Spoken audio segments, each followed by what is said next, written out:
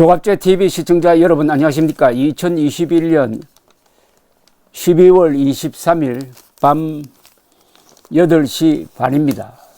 조선일보의 정치기사, 정치논평, 사설은 대체로 이준석, 김종인, 특히 김종인 편을 많이 들었습니다. 김종인을 총괄선대위원장으로 영입해야 한다는 쪽에 섰습니다. 그리고 거기에 반대하는 윤석열 후보를 상당히 압박을 했습니다. 그런데 이틀 전에 이준석 국민의당 대표가 선대위에서 철수를 했습니다.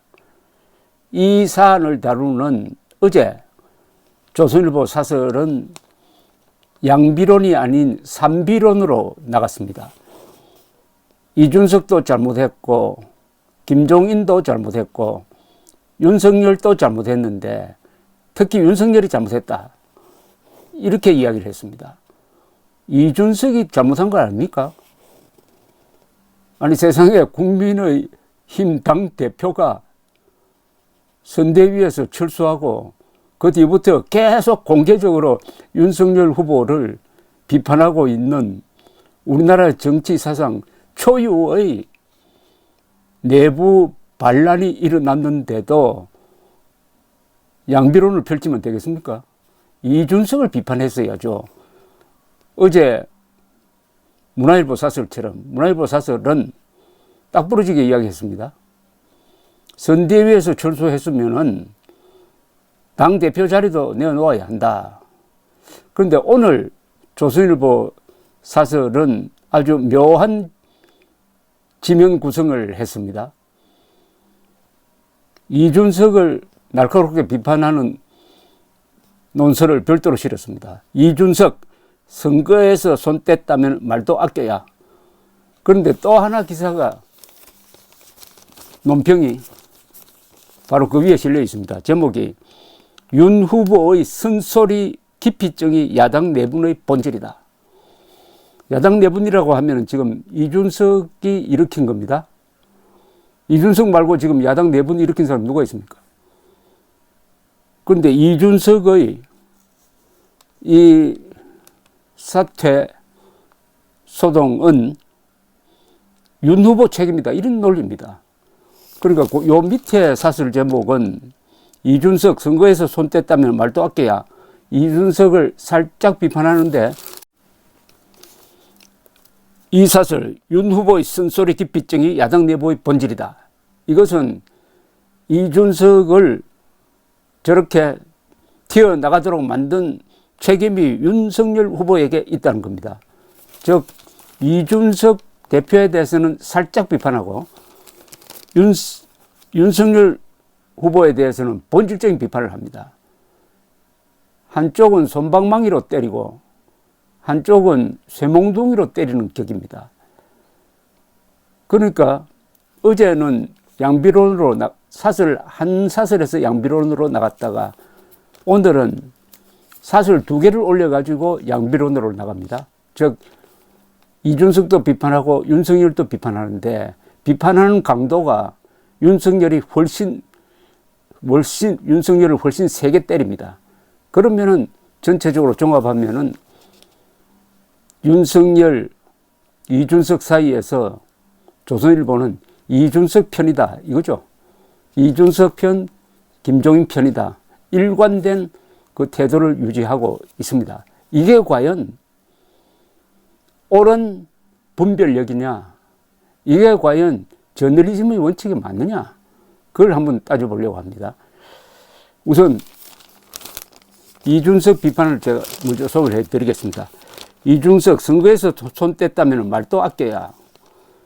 이준석 국민의힘 대표는 선대위 공보단장을 맡은 조수진 최고위원의 항명사태를 문제 삼아 선거에서 손 떼겠다고 했다.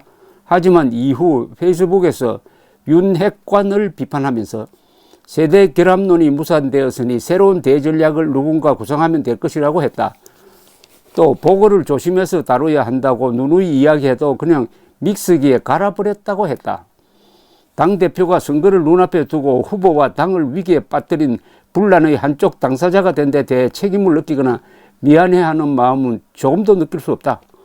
조 최고위원과 윤 후보를 둘러싼 일부 측근을 문제 삼은 이 대표 지적에 옳은 대목이 있을 것이다. 그렇다면 어떻게든 윤 후보와 대화를 통해 조용히 문제를 풀었어야 한다. 당대표에게는 그럴 권위와 수단이 있다. 그럼에도 불구하고 윤 후보가 받아들이지 않으면 어쩔 수 없는 일이다. 대선 무대의 주인공은 후보며 최종적인 결정은 후보의 몫이다. 이 대표는 자신의 뜻대로 되지 않는다고 두 차례나 사퇴 카드를 휘두르며 당내 문제를 확산시켰다. 선거를 망치는 자해 행위로까지 비친다. 이 대표가 정말 선거에서 손을 떼겠다고 결심했다면 선거에 대한 논평도 삼갈 일이다. 링 밖에 선 제3자 정치 논평가처럼 선대위 인사들을 향해 비판을 이어가는 것은 당대표로서 후보를 돕는 일은 계속하겠다던 다짐과도 배치된다. 이 대표는 불과 몇 달 전 낡은 정치에 새바람을 일으키며 우리 정치판의 세대교체에 대한 희망을 불러일으켰다. 이 대표가 요즘 보이고 있는 가벼운 처신은 자신을 지지했던 사람들의 기대를 배신하는 일이다. 나름대로 잘 썼습니다. 자, 그 다음 소개를 하겠습니다. 윤 후보의 선소리 기피증이 야당 내부의 본질이다. 오늘 이 사설면에서 중심은 이겁니다. 이거. 국민의힘 김종인 총괄선대위원장은 최근의 분란 사태와 관련 선대위를 강하게 움켜쥐고 끌고 가겠다고 했다. 윤석열 대선 후보도 김 위원장에게 그렇게 해달라고 부탁했다. 선대위가 질서와 개통 없이 몸집만 불린 것이 불협화음의 한 원인이었을 것이다. 그러나 본질적인 문제는 다른 곳에 있다. 다른 곳에 있다고 그랬어요. 이번 사태는 윤 후보의 아내 김건희 씨 의혹에 대응하는 방식을 놓고 불거졌다. 김 씨 의혹이 별거 아니라는 식으로 듣고 지나가자는 쪽과 그래서는 문제를 키울 쪽이라는 쪽이 충돌한 것이다. 이걸 저는 이해할 수가 없습니다. 그러면 이번 내부는 이번 사태는 여기서 이번 사태는 뭡니까? 이준석 사퇴 아닙니까? 아니 이준석 사퇴는 이준석과 조수진의 감정싸움에서 비롯된 것인데 그 배경에 윤 후보의 부인 김건희 씨에 대한 대응 방식에 문제가 있어가지고 그것이 불만이라서 이준석 대표가 저런 극단적인 행동을 했다라고 해석을 해주고 있습니다. 그렇게 이준석이 말하지도 않았어요. 그것 때문에 충돌했다는 객관적인 증거가 없습니다. 그런데 어떻게 조선일보 논설위원이 딱 부러지게 부인 문제였다라고 이렇게 단정할 수 있느냐 이겁니다. 김씨 의혹이 별거 아니라는 식으로 듣고 지나가는 쪽과 그래서는 문제를 키울 뿐이라는 쪽이 충돌한 것이다. 김씨 이력이 총체적 허위라는 식의 의혹 제기는 상당히 부풀려져 있다. 김씨 이력 중 일부 문제가 있더라도 그것이 윤 후보의 국정 운영 능력과 무슨 관련이 있느냐는 의문이 드는 것도 사실이다. 다만 윤 후보가 검찰총장 시절 조국 전 법무장관 자녀의 입시 자료 의혹에 엄정한 잣대를 들이댔던 점에 비춰 윤 후보가 아내 이력 논란을 가볍게 취급해서는 안 된다는 시각 역시 만만치 않다. 윤 후보가 국정 전반에 대한 경륜을 충분히 검증받지 못하고도 국민 지지를 받아 야당 후보가 된 것은 윤 후보가 공정과 상식이라는 가치를 내걸고 문재인 정부의 위선에 맞섰기 때문이다. 국민은 윤 후보 아내 이력 자체보다는 그 문제를 다루는 윤 후보의 자세에 실망감을 느끼고 있다. 윤 후보가 아내 문제를 비롯해 껄끄럽고 부담스러운 쟁점에 대해 귀를 닫으려 한다는 세간의 평이 역시 걱정스러운 대목이다. 윤 후보는 조수진 공보단장이 당대표인 이준석 선대위원장의 지시를 거부한 것에 그게 민주주의라고 했다. 조 단장이 김씨 의혹에 대해 윤 후보 편에 섰기 때문일 것이다. 이건 완전히 추측인데요. 조수진 단장이 김건희 씨 의혹에 대하여 윤 후보 편에 섰고 이준석은 반대편에 섰다. 그게 이준석 사퇴의 원인이다. 이거 지나친 추측 아닙니까? 그리고 이준석보다도 더 이준석 입장을 변호해 주는 것 아닐까요? 주변 사람들이 윤 후보가 불편해하는 의견을 말할 수 있고 윤 후보가 그 말을 경청하는 태도를 보여야 그게 진짜 민주주의다. 대선 후보 때부터 쓴소리를 싫어하는 사람이 대통령이 된다면 나라 꼴이 어떻게 돌아가겠는가? 국민들이 그런 걱정을 하기 시작하면 윤 후보에게 국가의 장래를 맡겨도 되겠느냐는 고민으로 이어진다는 점도 명심해야 한다.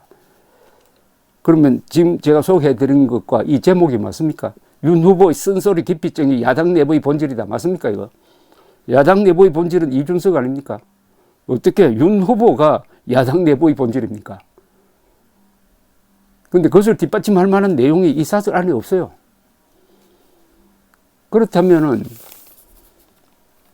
사설 책임자는 오늘 지명 구성을 할 때 사설 3개를 실었습니다. 대장동 또 극단 선택 진실규명으로 죽음의 행진 끝내야. 두 번째, 윤 후보의 쓴소리 기피증이 야당 내부의 본질이다. 세 번째, 이준석 선거에서 손댔다면 말도 아껴야 한다. 그러니까 한쪽은 윤 후보를 공격을 하고 다른 쪽에서는 이준석을 비판을 하는데, 이준석 비판은 온건하고 윤석열 후보에 대한 비판은 아주 가혹합니다. 즉 이번 사태의 최종 책임자는 윤석열이다. 이준석이 아니란 이야기 아닙니까? 이게 맞느냐 이겁니다. 그리고 여기 쓴소리를 기피한다고 그러는데, 아니 쓴소리 좋아하는 사람 누가 있습니까? 인간으로서 쓴소리 좋아하는 사람이 누가 있습니까? 그런 일반적인 현상을 가지고 대통령 자격 운운을 하고 있고, 그게 이준석 사퇴의 원인이었다고 이렇게 변호를 대신 해주고 있는데, 윤 후보 부인의 문제를 윤 후보 캠프에서 어떻게 다루느냐 하는 전술 전략에 대해서 조선일보 논설위원까지 거기에 개입을 해가지고 이렇게 하는 게 맞다, 저렇게 하는 게 맞다. 그런데 조선일보가 생각하는 방향과 다른 방향을 가는 것은, 그것은 남의 소리, 쓴소리 듣기 싫어하는 것이다. 이렇게 재단할 수가 있습니까? 그런 세부적인 문제까지 조선일보 논설위원이 선거 전략인데 이렇게 하라, 저렇게 하라. 자기 마음에 안 든다고 쓴소리 기피증이 야당 내부의 본질이다. 이렇게 엎어버리면은 이게 조선일보의 오만한 개입 아니냐 이겁니다. 오만한 훈수 아니냐 이거예요. 조선일보가 일관되게 김종인, 이준석 편을 들면서 윤석열 후보를 공격을 하는데, 기사도 그렇고 논설도 그렇고, 이게 과연 정권 교체에 도움이 되겠느냐 하는 생각을 한국 사람들 반 이상이 하고 있을 것입니다. 물론 형식상 조선일보는 언론이니까 공평성의 형식은 취해야 합니다. 공정의 형식은 취해야 합니다. 그러나 이번 선거가 어떤 선거입니까? 크게 보면은 김일성 세력과 대한민국 세력의 대결 아닙니까? 김일성 세력의 대변인 또는 대리인과 대한민국의 대표자가 싸우는 그런 선거 아닙니까? 그런 선거에서 양비론이나 양시론의 형식을 빌어가지고 조선일보가 대체가 현재로 불가능한 윤석열 후보를 과도하게 흠집내면서 한국 정치 사상 유례가 없는 당대표에 의한 반란 사태에 대해서는 온건하게 대하면서 모든 책임은 윤석열에게 있다 라고 한다면은 내년 3월 9일 선거에서 조선일보는 누구 편을 들려고 하는 거냐, 누구를 당선시키려고 하는 거냐 하는 이런 이념적, 가치관적, 전략적 질문을 하지 않을 수가 없습니다. 감사합니다.